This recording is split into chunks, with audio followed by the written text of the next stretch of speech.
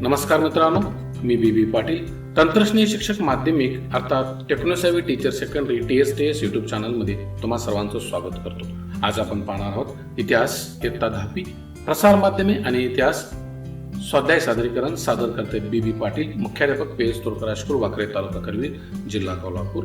स्वाध्याय लेखन आणि तांत्रिक सहकार्य सीमा पाटील मॅडम, सहाय्यक शिक्षिका राजवीर पब्लिक स्कूल वाशी, तालुका करवीर, जिल्हा कोल्हापूर. प्रश्न पहिला 1 दिलेल्या पर्यायांपैकी योग्य पर्याय निवडून विधाने पूर्ण करा. पहिले विधान आहे, भारतातील पहिले इंग्रजी वर्तमानपत्र टिंबटिंब यांनी सुरू केले. पर्याय आहेत James Augustus Hickey, sir John Marshall, Allan Hume. उत्तर खालील प्रमाणे आहे. भारतातील पहिले इंग्रजी वर्तमानपत्र जेम्स ऑगस्टस हिकी यांनी सुरू केले. दुसरं वाक्य आहे, दूरदर्शन हे टिंबटिंब माध्यम आहे. दृक, श्राव्य, दृकश्राव्य. तर उत्तर बघूया आपण. दूरदर्शन हे दृकश्राव्य माध्यम आहे. प्रश्न पहिला पुढीलपैकी चुकीची जोडी दुरुस्त करून पुन्हा लिहा. हा प्रश्न आपण पाहणार आहोत. 1 प्रभाकर आचार्य क्यात्रे, ही जोडी चुकीची आहे. 2 दर्पण बाळशास्त्री जांभेकर. 3 दीनबंधू कृष्णराव भालेकर. 4 केसरी बाळ गंगाधर टिळक. चुकीची जोडी आपण या ठिकाणी दुरुस्त करून पुन्हा लिहितोय. प्रभाकर भाऊ महाजन यांनी सुरू केलेलं ते पत्र होतं. प्रश्न दुसरा, टिपा लिहा. 1 वर्तमानपत्राचे स्वातंत्र्य संग्रामातील कार्य. वर्तमानपत्रामुळे छापील बातमी सगळी पोहोचण्यास मदत झाली. या वृत्तपत्रांनी तत्कालीन सामाजिक आणि राजकीय प्रश्नांना वाचा फोडली. देशाच्या तत्कालीन परिस्थितीवर प्रकाश पाडण्यात मदत केली. भारतीय संस्कृतीची व इतिहासाची थोरवी वर्णन केली. बहुजन समाजाची समकालीन परिस्थिती वर्णन केली. समाज प्रबोधनपर लेख प्रसिद्ध झाले आणि सामाजिक चळवळींना पाठिंबा दिला. त्यामुळे स्वातंत्र्य चळवळीमध्ये वर्तमानपत्राचं काम अतिशय महत्त्वाचं आहे. दुसरी टीप, प्रसार माध्यमांची आवश्यकता. प्रसार माध्यमामुळे महत्त्वाची माहिती सर्वांना समजण्यास मदत होते. माहितीचा मुक्त प्रवाह समाजात पसरवण्यासाठी प्रसार माध्यमांची आवश्यकता असते. प्रसार माध्यमांमुळे प्रत्यक्ष घटना घडल्याचे ठिकाणी व तेथील चलचित्रे घर बसल्या पाहायला मिळतात. भविष्यकालीन धोक्यांविषयी पूर्वसूचना मिळते. त्यामुळे सावध राहता येते. लोकशाही अधिक सुदृढ होण्यास प्रसार माध्यमामुळे मदत होते किंवा प्रसार माध्यमे लोकशाही सुदृढ होण्यास मदत करतात. प्रसार माध्यमाद्वारे लोकांचे मनोरंजन होते. महत्वाची माहिती सर्वांना समजते व त्यामुळे ज्ञानाचा प्रसार होतो. तर यामुळे प्रसार माध्यमांची आवश्यकता आहे. 3 प्रसार माध्यमांशी संबंधित व्यावसायिक क्षेत्रे. प्रसार माध्यमांच्या विविध प्रकारात अनेक व्यावसायिक क्षेत्रे उपलब्ध आहेत. वृत्तपत्रात अग्रलेख, विविध सदरे, लेख लिहिणारे लेखक, संपादक हवे असतात. बातम्या देणारे वार्ताहर, तंत्रज्ञ, निवेदक, कलाकार यांची गरज असते. या सर्व माध्यमातून सादर केले जाणारे सदर इतिहासाशी संबंधित असल्यास इतिहास तज्ञांची गरज असते. प्रसार माध्यमात अनेक व्यावसायिक क्षेत्रांचा समावेश होतो. त्यामुळे येथे व्यवसायाच्या अनेक संधी उपलब्ध आहेत.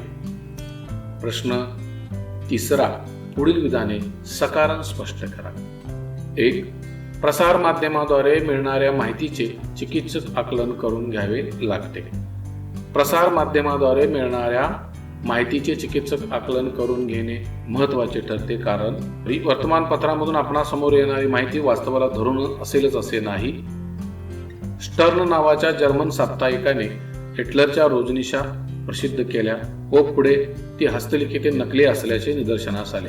म्हणून प्रसार माध्यमातून मिळणारी माहिती वापरताना काळजी घ्यावी लागते.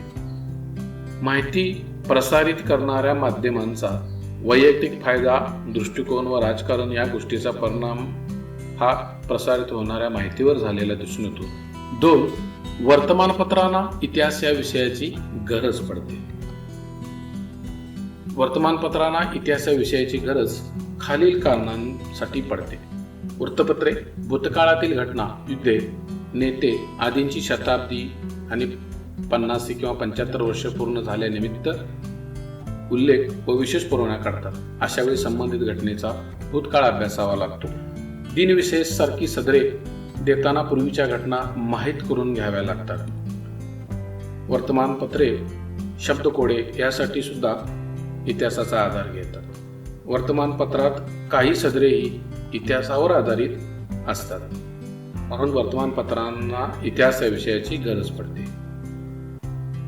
3. सर्व प्रसार माध्यमात दूरदर्शन हे अतिशय लोकप्रिय माध्यम आहे.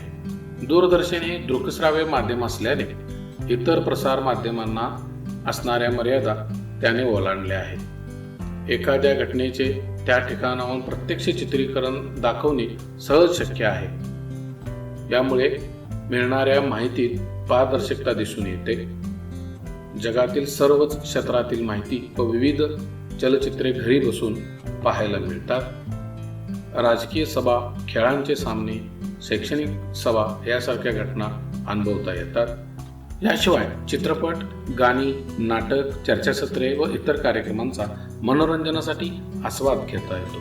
म्हणून सर्व प्रसार माध्यमात दूरदर्शन हे अतिशय लोकप्रिय साधन आहे. पुढच्या प्रश्नाकडे. प्रश्न 4. पुढील प्रश्नांची उत्तरे 25 ते 30 शब्दात लिहा.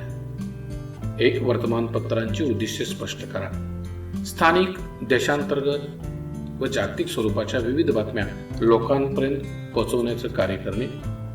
सामाजिक समस्यांच्या बाबत समाज प्रबोधन करणे. चुकीच्या घटनांचा निषेध करणे व योग्य घटनांचा पुरस्कार करणे. तत्कालीन घटनांविषयीची योग्य व अद्ययावत माहिती प्रसारित करणे. देशाचा राजकीय, आर्थिक, सांस्कृतिक व सामाजिक इतिहास सांगणे. लोकशाहीचा चौथा स्तंभ म्हणून भूमिका बजावणे ही वर्तमानपत्राची सर्वसाधारण उद्दिष्ट आपल्याला सांगता येतील. वळूया पुढच्या प्रश्नाकडे. आकाशवाणीसाठी इतिहासाविषय कसा महत्वाचा आहे हे स्पष्ट करा. आकाशवाणीला काही विशेष कार्यक्रम प्रसंगी इतिहासाच्या अभ्यासकांची गरज लागते.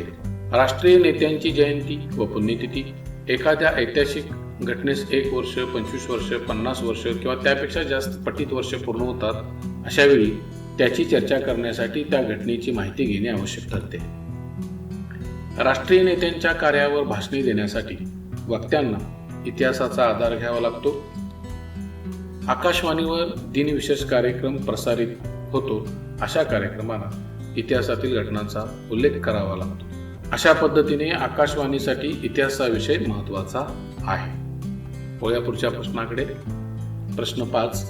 पुढील उताऱ्याचे वाचन करून खाली दिलेल्या प्रश्नांची उत्तरे लिहा. तुम्ही हा सर्व उतारा वाचायचा आहे. हा आकाशवाणीशी संबंधित उतारा आहे. त्यातील प्रश्न पुढे आहेत ते आपण पाहूया. आकाशवाणी कोणत्या खात्याअंतर्गत येते?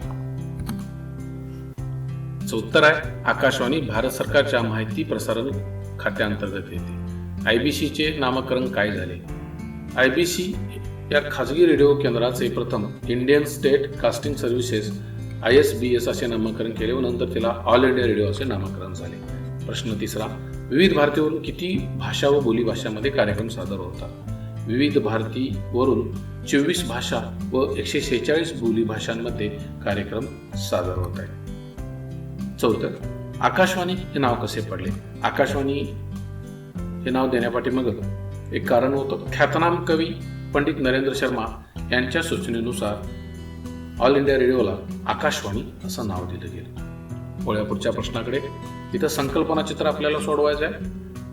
वर्तमानपत्र, आकाशवाणी, दूरदर्शन या तिन्हींच्या संदर्भातली पार्श्वभूमी, माहितीचे कार्यक्रमाचे स्वरूप आणि कार्य ही आपल्याला या तक्त्यामध्ये लिहायची आहेत. तर आपण ती पुढे लिहिलेली आहेत. विशेषतः ही माध्यमं एकच असली तरी याचं स्वरूप वेगवेगळं आहे, त्यामुळे त्यांची आपण माहिती घेऊया. सुरुवात किंवा पार्श्वभूमी. वर्तमानपत्र कोलकाता येथे 29 जानेवारी 1780 मध्ये जेम्स ऑगस्टस हिकी याने बेंगॉल गॅझेट या नावाने इंग्रजी वर्तमानपत्र सुरू केलं. आकाशवाणीची सुरुवात मद्रास, त्याला सध्या आपण चेन्नई म्हणतो, येथे 1924 मध्ये इंडियन ब्रॉडकास्टिंग कंपनी हे पहिले खाजगी रेडिओ केंद्र सुरू झाले. त्याला नंतर आज आपण आकाशवाणी असं नाव दिलेलं आहे. दूरदर्शन दिल्ली येथे 15 सप्टेंबर रोजी दूरदर्शन केंद्र सुरू झाले. आता यातलं माहितीचं आणि कार्यक्रमाचं स्वरूप कसं असतं आपण पाहूया.